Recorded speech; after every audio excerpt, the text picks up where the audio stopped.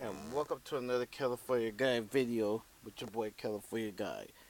What's up, everybody? And welcome to this all new video entitled Why Black Lives Matters and over any other All Lives Matters, whatever you guys want to call it. Now, I've been sitting back looking at social media and I've been looking at the news media and I've been checking out different forums and talking to different people. And it's this argument that we need to have kumbaya and be together, police and the black community, basically. Because the recent shootings of unarmed black men. And the problem with the black community and the police goes back decades. And I mean decades. And the media acts like this is something new.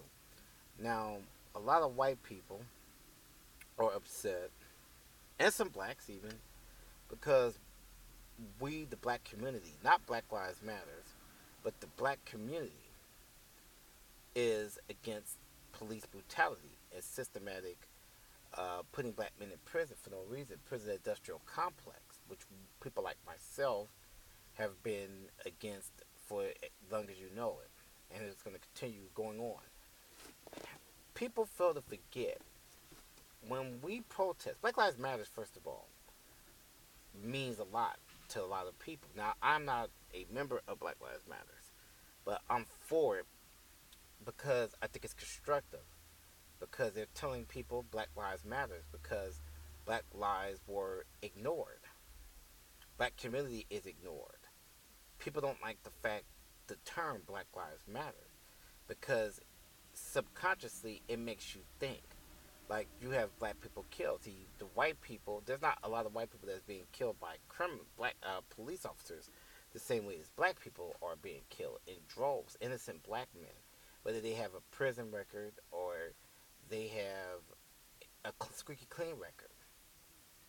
But the media is trying to shame the black community indirectly by saying you guys are complainers or you're racist and all that. And first of all, let me say this. They don't need to say that we all have to kumbaya. Black people, in particular, they get along with white people. These are facts. A lot of black people are friends with Caucasian people. As a fact, black people interracial marry all the time, male and female, have white friends, spend a night at their houses, attend churches. So all this, we need to come together stuff. Black people been coming together. It's just so happen you have racist police officers that come and kill innocent black people, and black people are tired of it. The black community is trying. They're trying to say through the news media that the black community is a racist community, which is laughable because black people. I'm not gonna lie. Black people are not that kind of. Black people talk shit, and I'm gonna defend black people on this. My race of people. A lot of black people talk shit. But you got black people in the regular community that's against, actually, they're against pro blacks like myself at times. I've experienced that from my own people. They're against a lot of pro blacks and pan African and black nationalists in our own community.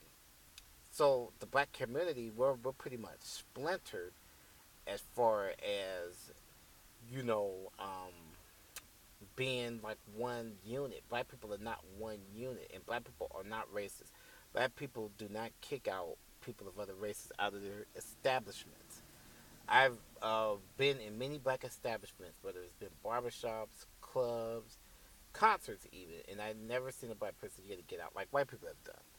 So, trying to insert that black, because the white supremacy has to have this argument that African American people are like them, and that's not true. Black people are more embracive of other races than really, even though black people talk shit, but they're more embracive of other races than other races are of black people. These are pure facts. How many people in other communities have been embracive to black people? Look at Irish. You look at Jews. You look at Italians. They have never been abrasive and want black men to date their daughters or hang out at their houses. These are facts. Black people have always been abrasive, though. I've never seen. In fact, in the United States, black people is one of the only ethnic groups that will embrace other races more than other races embrace other groups next to whites. So the media is putting this spin on like Black Lives Matters is like militant, like it's some militant group or like it's a hardcore pro black group or it's pushing this agenda to kill police officers. That's not true. Now there are black nationalist groups. There's some black foreign national groups that do encourage that. I've seen it before, but I never seen it with Black Lives Matters actually.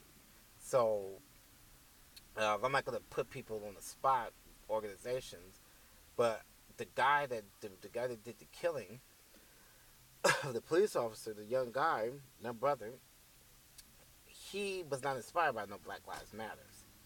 He was not inspired by them, or else he wouldn't have shot up the cops. So it was inspired by other groups. You know, he was in. If you guys listen to the news reports, he was into like monitoring police, he was into more anti-police groups than Black Lives Matter. Black Lives Matter was just like stop killing black innocent men.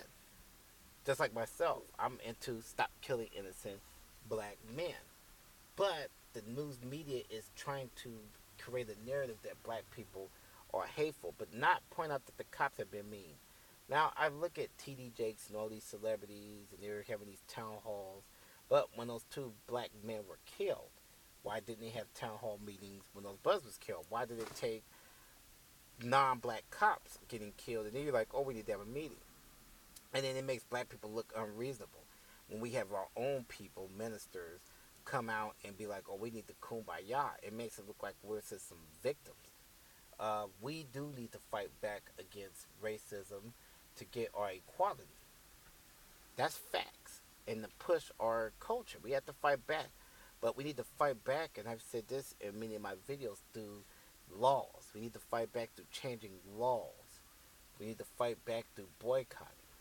We need to fight back through the political part. Less violence, more political.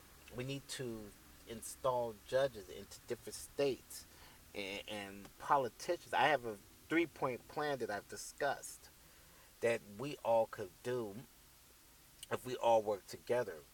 People in the Pan African group, in the Conscience group, in the Black Nationalist group, we need to put our heads together. And regular black people in general, just the African American people in general, and Africans all over the world.